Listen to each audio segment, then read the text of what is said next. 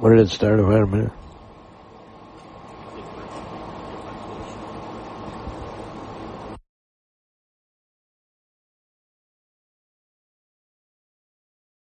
Well, I guess we started a minute early. I don't understand that, but here we go. Royal Ross is with me, and we're sitting at Jana's Market Grill on their beautiful patio. Yes. This patio is gorgeous. Yes, I think we started a half a minute early because we missed out on the Trek commercial, but that's all right. It's all right. We'll get one in at the end. Well, we want you to talk about Trek properties. Okay, and I will do that at the end. Because you're the authority on it, I'm not. I'm the authority, yes. But I'll talk about them at the end. But we are on Jana's Marketplace's beautiful patio, as you alluded to. And flowers gorgeous day out here. She's got lots of flowers. And, I always talk about how great her meals are. Whether you sit down and eat here, a nice hot meal, or if you get something to go that's hot, or if you get one of her pre-portioned meals and take them to the office or home for the microwave oven and heat it up. It's a wonderful meal. But I want to talk a little bit about the desserts today. I counted no less than 5 cheesecakes up there, all different flavors. Oh, they look so good. And then she's also got about 5 individual or, cake slices that you can take out, including one of my favorites, strawberry shortcake. I wish we had her out here. She's cooking, because I'd like to ask her if they have any gluten-free desserts. Oh, I know they have lots of gluten-free meal options, but, I bet they do have a couple of gluten-free desserts. I will try to check on that for next week. But it wouldn't surprise me at all if she had some options for you. No, she considers that in a lot of her meal planning. It's awesome. Yeah, I can see that. Yep, I can see that. Absolutely. So you have a favorite dessert? Are you a cheesecake guy? I am a cheesecake guy. I'm a chocolate cake guy. I love, one of my favorites is coconut cream pie. So I do like my pies, too. Hard to find a dessert I don't like, I guess. I'm a fruit pie guy myself. Oh, like apple, peach. Blueberry. Yeah. Blueberry's my favorite. Is it? Okay. Yeah. But I made, a few years ago, I made a peach pie with Colorado peaches. That's what I was told to get. Ooh, yeah. Not Georgia peaches. Colorado peaches. Yeah. Oh, my gosh, that was a good pie. I bet. I have to admit, confessions here, I ate the whole thing myself. I didn't even share it with anybody. Well, I can't say I blame you, because my mouth was watering thinking about how good that probably was. It was very good. Because I do like... even with me cooking it, and I rolled out the crust and everything. Yeah, I do like my fruit pies, too. But yep, apple pie, you can't go wrong there. Yep. You can't go wrong with strawberry pie. Mm. Strawberry shortcake, they've got that in there, I think they had strawberry shortcake, yes, they had that in there. That's one of my favorites, and they also had a key lime pie. Okay, now, I don't think I've ever had a key lime pie. They're pretty good. They're very good. Very good. What's in a key lime pie other than lime? Well, I think it's kind of the consistency of like a lemon pie, not the meringue part, but the base lemon. That's kind of the consistency of the key lime part of it. And they don't have meringue on it, but they usually got some kind of a fluffy topping or something on it. Does a normal key lime pie have meringue? I don't believe so. Okay. I'm not an expert on this, but I don't believe a normal key lime pie has a meringue. Yeah. I believe it has more of a fluffy, almost maybe a Cool Whip type topping or something like that. Okay. And the crust is graham cracker? Graham cracker usually, I believe, yeah. But. So anyway, folks, come on down, Jana's Marketplace. Grab a dessert, and you might as well get a couple of meals while you're here, too. So it's wonderful meals in there. A lot of people enjoying breakfast. I had some young guy and it must have been his dad, come walking in, and they grabbed a menu, and they said, wow. Exactly, that's the response. Wow, huh? Wow. And I pointed to the board, and I said, you got to try the Minnesota omelet. Tasty. Very tasty. It's very good. Yep. Jana said yesterday on KDHL during the birthday club that she brought that she saw it up north and brought it to her store here. Really? the Minnesota omelet. Okay. She tweaked it a little, though, to, Yeah, make it special. Yeah. I think she added onions to hers that weren't added to that one, if I remember right. Okay. Well, Jan is a wonderful chef. Puts together great meal combinations.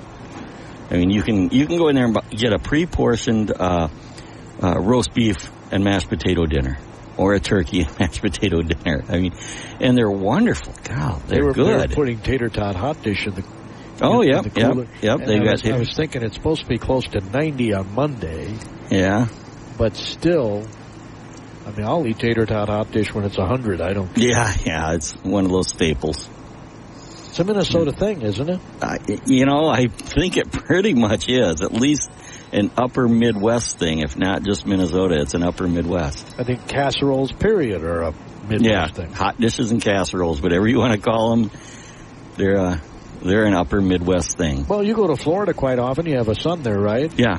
Yep. And they don't have those words on the menu, either hot dish or casserole. They don't have those words on the menu. They might have something similar to it or something, but not, Even as touristy as that is, Florida, people come from all over to Florida. Yeah.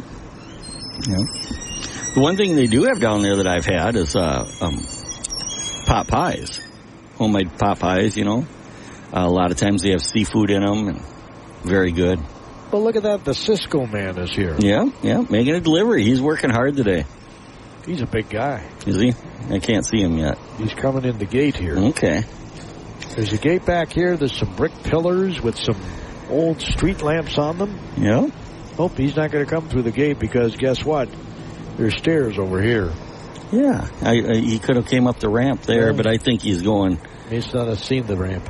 Well, I think he's going in the ramp on the side entrance door. Off of 2nd Street. North side? Yes. Yeah, they have an entrance door there where you can go into it's a delivery-only door, and then there's a ramp. Last week, there were at least 3 or 4 tables taken out here. Yeah. And in fact, as I was tearing down, a lovely table of 3 ladies, as I was tearing down last week, said, we love listening to your radio station. Oh. And they weren't, gray-haired ladies. Good. Not that that's a bad thing. I'm not saying that is, but I mean, they, in fact, their daughter must have been, I don't know, maybe 12. Yeah, well, you are a legend. No, I'm not. The radio station. You are a legend, and so you bring in people to listen to the station. And the radio station it's been around since 1948. That's 10 years before I even hit the planet. Well, And then I had to grow up before I got here. So yeah, but you're still a radio legend in our area. In fact, I was just thinking the other day, I was close to 30 when I came here. Were you? And now I'm 66. Okay. Yeah. That's a long time. Yeah. Because I was trying to think of what comments I'm going to make at the opening ceremony for Heritage Days, because I was chosen the Grand Marshal. And there could not have been a better choice. Well, I don't think I was their first choice. They think they were turned down by some people before they came I would disagree with that. I'm pretty sure well, that's the case. you can that's okay. I mean, I'm very honored and humbled that a non-Faribault native gets to be the Grand Marshal of the Faribault Community Parade. That's pretty cool. Yeah, absolutely. And like I said, I feel that it's well-deserved. And, there's just the Faribault native versus the non-Faribault native. I mean, we have lots of original Faribaultians, I guess you would say, But there's also a lot of imports. I'm an import myself, and there's a lot of people that have came to town and tried to make a good mark on the community, and you were just one of them. Well, how many people on the city council are Faribault natives? Well, John Rowan is. John Rowan. Chuck Teal?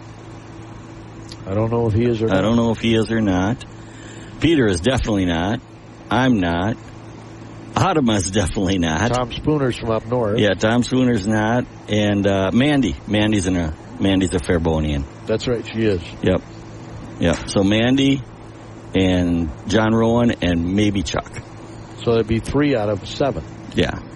2 or 3 out of 7. So. And I'd be willing to bet that most city councils, it's the opposite of that. You think so? Well, I would love to hear how many city councils out of the 7 we have 2 naturalized citizens on city council. Not many councils have that. That is very unique to us, I think. I think you're absolutely right. That has got to be a very unique situation where we have 2 naturalized citizens on there. Which is a good thing. You get perspectives from the world, literally the world. Literally, yes, because they both were born and raised in other countries. And well, Peter Von Sluis, who's now he's the manager of the Rice County Fair, never knew what a fair was till he came to America. Yeah. Isn't that cool? Yeah, it is. Yeah, and like you said, both him and Adama, they bring a perspective that you and I would never have. I mean, well, you maybe a little bit because I think you've done some mission trips, but I've never left the country, so they definitely bring something to the table that the rest of us just don't have. No, they grew up in a different world, literally. Literally. Well, not a different world, I guess. Nah, I know what you mean. Culture. I know what you mean, though. It's and yeah, I tend to agree with you. Different culture. But it's very, very interesting to have 2 naturalized citizens on there. How's the building coming down by? Good. Down by the viaduct, yes. It's going to be our new park down there. It's going to be kind of a public building. It's coming along really well. I know Heritage Days, by the way, is the 12th through the 14th of June. Yep, coming up in 2 weeks. I know the splash pad is going to be going in toward the end of this summer. We're not going to fire it up, I don't think, this summer. It'll probably be completed in about September, and we don't want to start it up for just a week or so or 2 weeks because that's when our warranty starts. So we're going to get it all in, get it all tested and ready and go, and then fire it up next spring and when the weather gets nice. You probably want to publicize the fact that the Aquatic Center is opening this weekend. Yes. And they picked a great weekend. I don't know if Paul set this up before he retired or what, but boy, did they pick a good weekend to open the Aquatic Center. So, folks, it's going to be anywhere from 80 to 90 degrees. So, is it today or tomorrow they open? I think it's today. I could be wrong, but I think it's today. And Royal is checking his handy-dandy phone, and I was only checking it for weather to see, what. I thought you were checking to see if it's open today. No, I'm just checking weather because I know it's going to be. Because Kevin O'Brien was on our AM Minnesota show Thursday, but I don't remember what day he said. Yeah, this is perfect because today's going to be 82, tomorrow 87, Monday 89. Yeah. So get out and use that aquatic park, and then after that, Tuesday, Wednesday, Thursday, it drops into the high 60s to high 70s for highs. So, definitely use that aquatic center, folks. It's a great thing. Yep, I remember when they were fundraising for that. Yeah.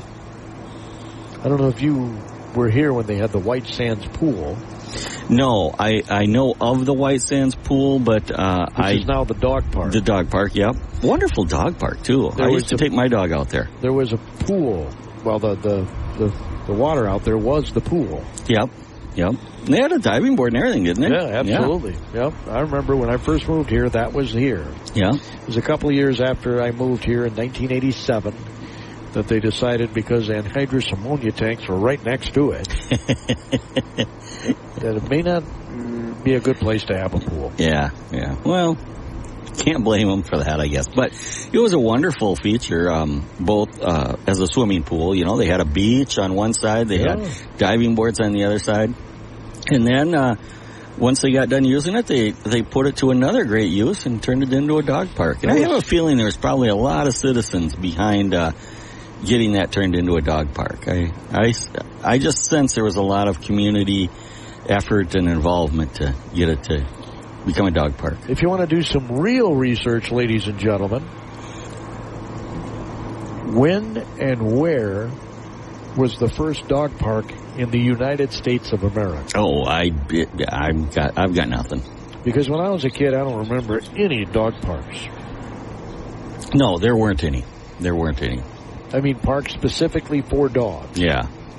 I mean, people would take their dog to the park, but it wasn't a dog park. Right. No, I'm following you. I just don't know the answer to your question. Well, I know the White Sands pool closed long before that became a dog park. Yes. It's that just empty and bleak for a long time, didn't it? It may have been, what do you think, mid-2005, 6, somewhere in there that the dog park started? 20 years ago? Yeah, Does that sound about right? That sounds about right. That sounds about right. We could probably research that, too, as far as that goes. If only we had Paul Panansky here. He would know. Well, we probably should have asked him to come over. But that darn guy, he bailed on us. Thought retirement was a better option. Well, I don't blame him for that. I'm sure most of the listening audience knows who Paul Panansky is, but he was a long-time park and recreation director for our city, and he put some really... I think it was 27 years, he said. Yeah, he put some really, really great fingerprints on our community. Tomorrow is my 38th year here in Faribault. Tomorrow? Wow. My anniversary is tomorrow. June 1st, 1987, I started on KDHL radio, and everybody goes, who is this guy? Gordy? What kind of name is Gordy? 38 years later, they're still putting up with me. Yeah, well, putting up with you. You're, like I say, you're a legend. You are a legend. The station is. No. No question about that. Well, yes, I will agree with that, but... Bethlehem Academy fast pitch team is going to the state tournament. Yes, they open up are. at 5:30 on Tuesday. Don't know their opponent yet, but all the teams play at the same time in Class A, which is the class they are in. I personally am hoping they do not play the number 1 seed, who will be United South Central. United South Central has 1 loss on the year, and they are the Gopher Conference champions. In addition to Bethlehem Academy in the same conference, Randolph in Class 2A is at the state tournament. They're the defending 2A champions. So United South Central, Randolph, and Bethlehem Academy, all out of the Gopher Conference, are in the state fast pitch tournament. That's pretty impressive. So you mentioned United South Central has 1 loss on the season. How many losses does Bethlehem Academy have? 4. Pretty darn good. Randolph has 1. Yep. Now, are they... We don't know where they're playing either then until they decide on the matchups, they're correct? All playing up in North Mankato at Caswell Park. Oh, okay. Right. Toward the end of my college career, Caswell Park was a thing there. And I had a good friend that I went to college with and bowled with. And he worked at Caswell Park. And they came up with the name C.A. Swell Park, which is the spelling of Caswell. C-A-S-W-E-L-L. C.A. Swell Park. Yeah, I thought it was named after someone, but it's not. No, I'm sure it is named after someone. That's just what they call it because you could see a Swell Park. But no, I'm not saying that's how it was named. That's just that was just their nickname. Clever little name for it. Yeah, their clever little nickname for it. C.A. Swell Park, Caswell Park. I learned something today. There you go. I can use that on the radio on Tuesday. There you go. Yes. Here we are at C.A. Swell Park in Mankato, Minnesota. And for those of you that don't know, it's Caswell Park. Well, I personally think they deserve at least a top 4 seed. Yeah. They seed all the way through it. It used to be got a random draw and everything. Last time they went to state a couple years ago, they were a 4 seed. Okay. And I remember thinking at the time that, well, I don't remember what I was thinking at the time. You have so many thoughts throughout your life that it's hard to keep track of them all, Gordy. Boy. But I was so happy for those ladies. They were so excited when they won that game. 6-3 was the final. Morgan Wilson, their senior pitcher, was lights out after she gave up a 2-run homer to give Houston a 3-2 lead. Boy, did she bear down. She allowed only 1 more base runner and retired the last 10 batters of the game. Nice. Good job. Good job, young lady. Yep. They played a little small ball to get that lead, forced the defense to throw the ball around a little bit. Mm-hmm. Ended up in a couple of errors, and they scored runs off of them with aggressive base running. And when you get to state, it's almost always a small ball kind of game. Yeah. Lots of bunting and that sort of thing. Well, hopefully we'll get a couple of players and maybe a coach or so in here in the next couple of weeks. That'd be nice. Because what do we have? We have about couple weeks 2 left. more weeks left, so hopefully we can get somebody in there. Track people, they have a section meet, I think, coming up on Thursday right here in Faribault. The section meet is here in Faribault because Troy Temple told me the other day that he is going to have his food stand. Oh, is he? Okay. At the section meet. And I said, what are you going to have? Cheese curds. I said, really? You're going to run, those tracksters are going to eat cheese curds before they run 2 miles or something? It does seem a little odd to me, but there'll be some people in the stands that I bet on the cheese curds because they're tasty. Oh, man, does he make some good cheese curds. He does. The cheese, I think, comes from Wisconsin. Yeah, it is. I don't know what he calls them, corn dogs or pronto pups, and I don't know the difference, to be honest. I'm not going to get into that debate, but I bet he's going to sell a few of those, too, because they're good. Yeah, I'm not sure. I don't know if it's just the cheese curds or what. I didn't ask him to elaborate, but the section track meet is right here in Faribault. So that means the conference meet must have been this week. And I seem to recall we had a couple of tracksters earlier this year that said it was at Mayo High School this year. Do you remember that? No, I don't. We have the 3 guys in here, Mr. Schroet and company. Okay. The tracksters. You don't I got that? a good memory, but it's kind of short. We were inside for that.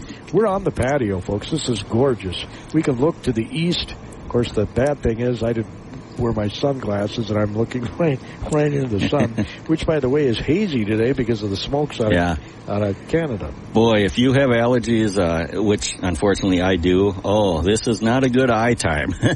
This is bad for your eyes. My eyes are watering, and that's me too. And burning, and holy cow, this is worse than pollen.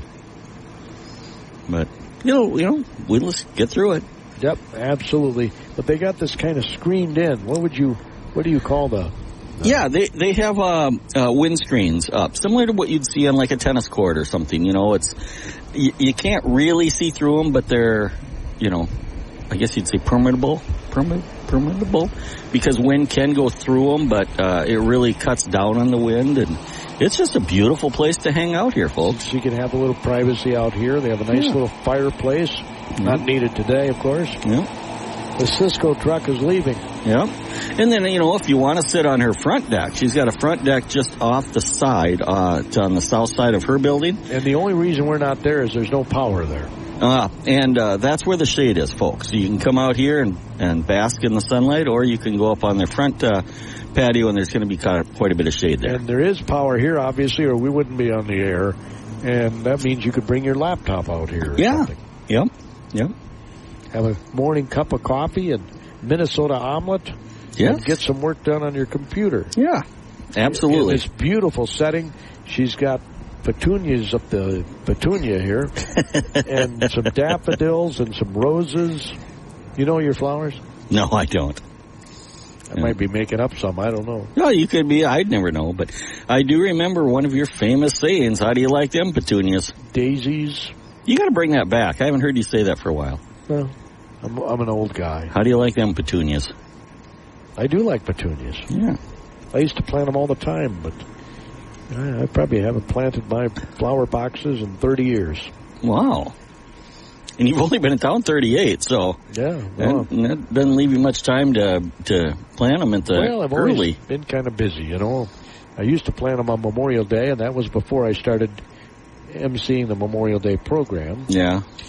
I don't know why I quit planting them. I just did. Did you MC the parade and program this year? I did the program. I never do the parade. Okay, the parade's not the one you do. Heritage Days is the one you normally do? Yes. Are they going to have a stand-in for you this year? Sam Temple is going to be doing the front of the parade, and when I get done, I will do the rest of the parade. I can see Sam doing a very good job on that. Yeah, I told them they should just have him do the whole parade, but they insisted that I go back to the stand and do the rest of the parade. Well, then Sam's going to interview you as the hold on, local idol that you are. People don't want to hear that. Come on. Heck yes. Yes, they do. No. Folks, if you could vote right now, one of those call-in not a call-in, but one of those, TV shows where you push a button, yes or no. I'm thinking of bringing a shield for the people that are throwing tomatoes. I think we'd have a whole bunch of people voting yes for, maybe an how egg, cool Gordy is. Maybe an egg or two, or, get a shield up there. Those shields, what do they call them? The Knights have the shields? Yeah. I'm thinking of getting one of those, just in case. I don't think you'll need one. You'll need one. Might be a few eggs or a few tomatoes. Nah, no way. I was going to throw out wristbands that said WWWD on them. What would Whipple do? What would Whipple do? But I decided against that because it was going to cost me too much. I'm not a wealthy man. You could have gotten a sponsor for it or something. You think so? Yeah. Do you think Trek Properties would sponsor it? I could still get it done, maybe. Maybe Royal the Realtor would do it for you. Oh, yeah? You got a couple grand? You need that many? Well, I want to do 1,000 of them. Oh, $2 a piece, huh? Let's work on that. No, the reason I chose that is because, he was a normal guy. I mean, he was a human like you and me. The saying is WWJD, what would Jesus do? Yeah. Well, he was a perfect person. Yeah. And Whipple was not. So that's why I thought, what? And I didn't come up with the saying. Carl Voss, remember Voss Floor Store? Yeah, absolutely. I know Carl and Ann. Had a sign in his window of his store, WWJD. What would Whipple do? WWWD. You threw a J in there. It's I'm sorry. WWWD. WWWD, what would Whipple do? Yeah. And I thought, wow, how clever is that? That is, yep. He's a Faribault guy. Well, he wasn't originally, but he ended up a Faribault guy. He's buried here. One of our founding members of the community, isn't he? Correct. And he personally paid for his train to go out and lobby Lincoln to commute the sentences of over 300 Native Americans. Oh. How many people would do that? He's just I just want to meet him. Well, I hope I get to heaven, so I get to. We have his vault, right? Yeah, that's his vault is in the cathedral. You're right. I forgot about that. Yeah, you can go down and he's not buried here. He's in the church. He's in the vault. Oh. In the bottom of a cathedral, and you can go down. I think you can lay your hand right on that vault and say hi to him. Kind of a unique thing, actually. I think that's pretty cool. But he was definitely instrumental in wonder who came up with that idea. Anyway, you got to talk about Carve Fest. Well, not Carve Fest. No, this is Carve Fest. I'm not even sure it exists anymore. My friend Chris Willock had Carve Fest to promote wood carving and all of his wood carving tools and everything. His father, Ivan Willock, was a heck of an artist. Still is a fantastic artist. And Ivan, he can paint. He did a drawing of me that we got up at the radio station. Yeah, he can paint. He can draw. He can obviously wood carve. He got all my ugliness. It was incredible. Monuments. I mean, and he's a musician. It's just Ivan's amazing. But his son Chris is one of my best friends and multi-talented guy. And I think Chris is going to be out at the what's it called? The River Bend Arts Festival. It's Straight River Arts Festival. Usually it's at Heritage Park, but this year it's at Central Park. So folks, if you're looking for something to do, go down to the Straight River Arts Festival in Central Park and see all the local artists and their wares and their talents and everything. I am Royal Ross with Trek Properties, located in beautiful downtown Faribault, across the street from the post office. Full service real estate company. We do property management for investors that invest in apartments. We have an association management division where we manage townhome and condo associations.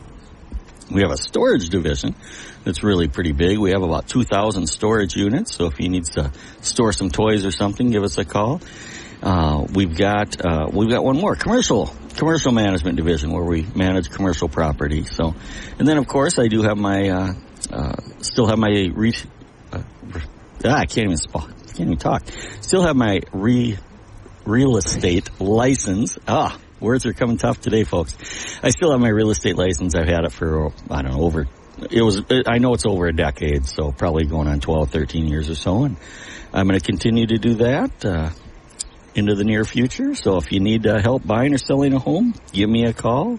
and I will be more than happy to help you out, or even just provide a little advice if you and Royal could give you, he's too humble to say this, but he was with the Small Business Administration and assisted people with getting up and running their businesses. So. Yep, I did.